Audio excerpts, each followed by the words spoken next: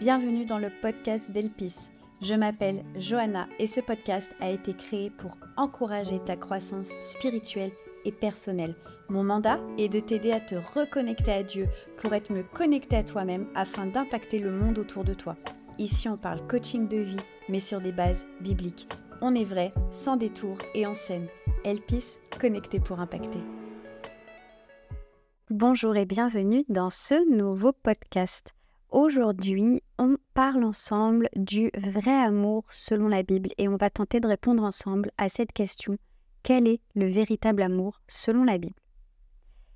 Peut-être que tu te demandes quel est le rapport avec ton développement personnel et ta croissance spirituelle et je vais pas te mentir, quand ce sujet est venu dans ma liste de sujets de podcast, parce que j'ai toute une liste de sujets de podcast pour les prochains mois, c'est vrai que quand il s'est retrouvé là, je me suis dit, mais finalement, est-ce qu'il y a vraiment un lien ? Est-ce que c'est pas trop généraliste ? Est-ce qu'on n'est peut-être pas trop sur le traitement d'une question chrétienne, entre guillemets, et qu'il n'y a plus de lien avec Elpis à proprement parler, le développement personnel. Puis en fait, je me suis rendu compte que si, il y a un réel lien, et je répondrai à cela en 2 points. Le premier, c'est que Dieu est amour. Il est l'amour. Et le deuxième point, c'est que l'amour est à la base de tout. Alors, c'est pas moi qui dis que Dieu est amour, mais c'est bien la Bible qui le dit dans Jean 4 au verset 16. Et nous avons connu l'amour que Dieu a pour nous et nous y avons cru. Dieu est amour, et celui qui demeure dans l'amour demeure en Dieu, et Dieu demeure en lui. Je crois sincèrement que si nous comprenions tous la profondeur de l'amour de Dieu en nous et pour les autres, alors il n'y aurait plus ni envie, ni jalousie, ni colère, ni injustice, ni dispute, ni tromperie, ni mensonge, ni méchanceté, ni autoritarisme, ni aucune déviance de quelque sorte que ce soit. Si nous comprenions à quel point Dieu nous aime, si nous étions en mesure de saisir cet amour, de s'en remplir, d'en vivre et de le déverser sur les gens autour de nous, alors tout, absolument tout, serait différent. Je reviens sur le deuxième point. L'amour est à la base de tout. Et puis on a le droit de se poser la question. Vraiment à la base de tout ? Eh bien oui. Le plan de Dieu pour l'humanité ne repose que sur l'amour. Sinon, pourquoi aurions-nous le choix de croire ou non en un Dieu tout-puissant et souverain ? Parce que par amour, il nous laisse le libre arbitre. Et quand on regarde bien, quand on lit la Bible, depuis le Jardin d'Éden jusqu'à la fin, Dieu nous place face à un choix. Il ne veut pas des personnes captives, il veut des personnes qui l'ont choisi délibérément. De même, ta mission de vie, ton appel, qui fait d'ailleurs partie du plan de Dieu, ne repose que sur l'amour que tu es appelé à déverser d'une manière ou d'une autre sur les autres, avec tes compétences, ton caractère, bref, avec qui tu es. La Bible nous dit dans 1 Corinthiens 13 au verset 3 « Et si je distribue tous mes biens aux pauvres, si même je livre mon corps aux flammes, mais que je n'ai pas l'amour, cela ne me sert à rien. » L'amour de Dieu en nous est une puissante source de vie et un baume réparateur extraordinaire pour toutes les blessures qui restent sur nos cœurs. Mais c'est aussi une ligne directrice. Si on continue la lecture des versets que je viens de lire, on peut lire « L'amour est patient, l'amour est plein de bonté, l'amour n'est pas envieux, l'amour ne se vante pas, il ne s'enfle pas d'orgueil, il ne fait rien de malhonnête, il ne cherche pas son intérêt. Il ne s'irrite pas, il ne soupçonne pas le mal, il ne se réjouit pas de l'injustice, mais il se réjouit de la vérité. L'amour pardonne tout, il croit tout, il espère tout, il supporte tout. L'amour ne meurt jamais. J'aimerais t'encourager à te faire le cadeau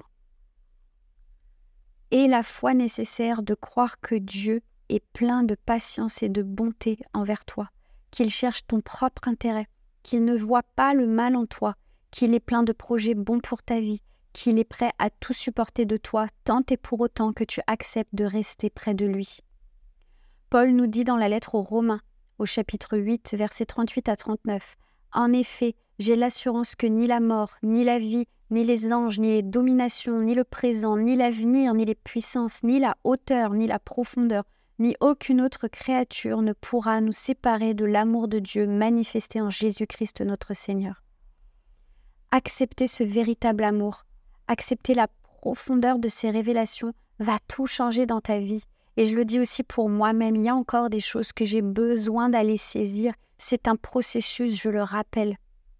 J'ai parlé des étapes de la croissance spirituelle dans le précédent podcast. Peu importe où tu en es dans ta vie de foi, que tu sois au balbutiement ou que tu sois dans la foi depuis des années, la réalité c'est que tu es dans un processus et que tout ce qui concerne l'amour et l'identité, ce sont des choses à saisir. On ne peut pas faire l'impasse dessus. Et ce sont des choses sur lesquelles nous devons également revenir. Je ne crois pas que ça puisse être acquis une fois pour toutes à un seul moment. Non, c'est un travail, c'est un processus, c'est une évolution, une maturité. Parlons un petit peu des blessures de l'âme. Tu souffres du rejet? Dieu t'a choisi et il t'aime plus que tout.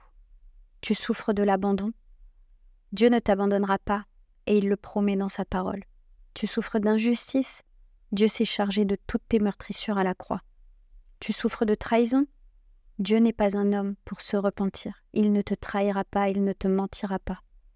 Tu souffres d'humiliation. Dieu est celui qui rejette au loin ton passé pour te donner une vie nouvelle en lui.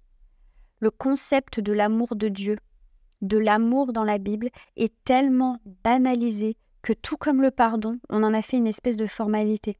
C'est comme si, quand on dit la phrase « Dieu t'aime », c'est le mot de passe pour rentrer dans l'église. Mais comprenons la puissance, la profondeur, la portée de cette phrase « Dieu t'aime ». As-tu besoin de réaliser combien Dieu t'aime?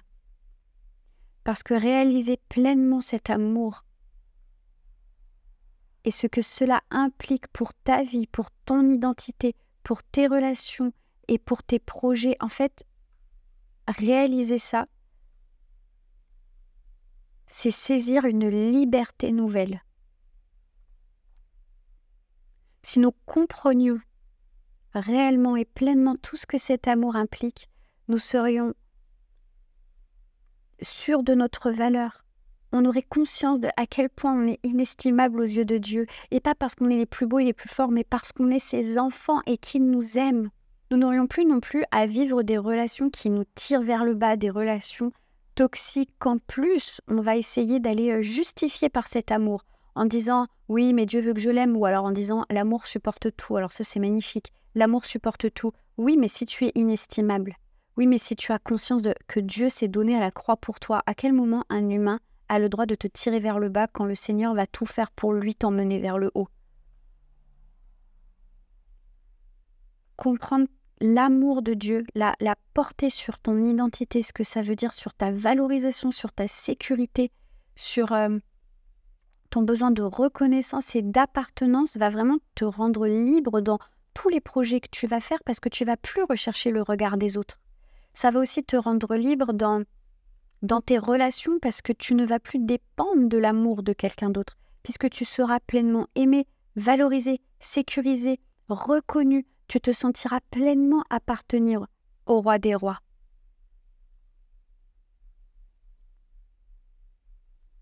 Je crois que si nous étions pleinement conscientes de notre valeur et si on avait pleinement saisi la liberté qui nous est offerte, alors oui, nous n'aurions plus peur du regard des autres.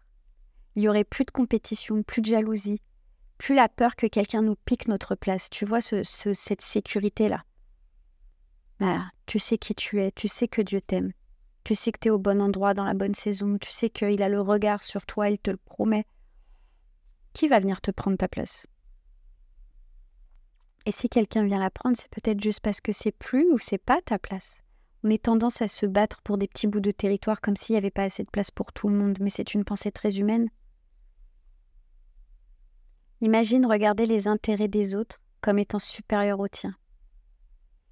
Ça, c'est vraiment un verset sur lequel j'ai énormément médité ces derniers mois. Philippiens 2,4 qui dit que chacun de vous, au lieu de considérer ses propres intérêts, considère aussi ceux des autres. Le verset précédent dit « Ne faites rien par esprit de parti ou par vaine gloire, mais que l'humilité vous fasse regarder les autres comme étant au-dessus de vous-même. » Mais c'est extraordinaire. Et tu ne vas pas regarder les autres comme étant au-dessus de toi-même parce que tu ne te considères pas, parce que tu as un complexe d'infériorité, parce que tu es tout le temps en train de dire des paroles négatives sur toi, mais au contraire parce que tu es tellement au clair sur ta valeur que ta vie devient un don pour les personnes autour de toi, que ton seul but, c'est d'être une source de bénédiction, une source d'encouragement, si tu peux aider quelqu'un, tu vas aller l'aider, si tu peux valoriser quelqu'un, tu vas le valoriser parce que toi-même, en fait, tu es pleinement saisi de cet amour que Dieu te donne. C'est exactement ce que Jésus a fait lorsqu'il a accepté d'aller à la croix pour nous. Il a regardé nos intérêts plutôt que les siens. Et je ne dis pas que c'est simple, mais je crois que c'est une réalité à laquelle nous devons prêter attention, car il me semble que c'est ce que nous sommes supposés rechercher. Nous ne sommes pas supposés rechercher l'argent, les jets privés, que tout le monde nous regarde, que tout le monde like tout ce qu'on fait, et machin, et trucs. Enfin bref, dans cette société très superficielle dans laquelle nous sommes, où chacun cherche à se mettre en avant, où chacun cherche à être sous le feu des projecteurs, ou alors à être bien placé pour être au bon endroit, au bon moment, et être vu. Et si on arrivait seulement à se mettre en retrait et à laisser les personnes, en fait, laisser les autres, être serviteur des autres. Je crois que c'est extrêmement puissant. Et je crois aussi que c'est ce que Jésus a fait et qu'il est notre modèle. Ça ne veut pas dire que si demain tu te retrouves à prêcher sur une estrade ou c'est pas la volonté de Dieu pour toi, mais dans quel esprit le fais-tu ? Fais-le dans l'esprit. Est-ce que tu le fais dans l'esprit d'être une bénédiction, d'être un canal, d'être un serviteur pour les personnes qui t'écoutent, ou le fais-tu parce que tu as besoin d'être regardé ? À partir du moment où tu saisis les 2 points que je t'ai mentionnés aujourd'hui, peu importe ta place dans la société, peu importe le regard des autres, le qu'en dira-t-on, tu peux marcher dans la liberté qui est la tienne et devenir une bénédiction pour les autres. Ton regard sera plus porté sur les besoins autour de toi sans pour autant négliger les tiens. On ne parle pas de s'oublier, de ne plus exister. Tes yeux seront pleins d'amour pour les autres. Et je crois même que on va découvrir qu'on peut aimer beaucoup plus que ce qu'on avait imaginé, sans s'oublier et sans se manquer de respect. Alors oui, il y a un réel et extraordinaire enjeu autour du véritable amour. L'amour dont Dieu nous parle, l'amour que Jésus nous a manifesté. Et c'est pas un amour où, je le répète, c'est comme dans un couple. Est-ce que tu aimes ton partenaire pour ce qu'il t'apporte et la façon dont il t'aime ? Ou est-ce que tu aimes ton partenaire pour qui il est ? Et est-ce que ton but, c'est de l'emmener encore plus loin dans qui il est et que tout le monde puisse voir à quel point il est merveilleux ? J'aimerais te proposer 2 actions concrètes pour cette semaine. La première, j'aimerais que tu prennes 1 heure, que tu mettes à part 1 heure que pour toi. Pas pour tes tâches ménagères, pas pour les courses, pas pour quelqu'un d'autre, juste pour toi. Pour prendre un bain, pour aller prendre une promenade, pour aller manger quelque part, pour faire un ciné, prends rendez-vous pour un massage. Bref, prends rendez-vous avec toi-même. Et s'il te plaît, n'annule ce rendez-vous sous aucun prétexte. Prends le temps d'être seul avec toi-même. Prends le temps de te montrer de l'amour et de prendre soin de toi. Et j'aimerais te proposer une 2e action. Cette semaine, réalise que tu as 2 oreilles, 2 yeux et une seule bouche.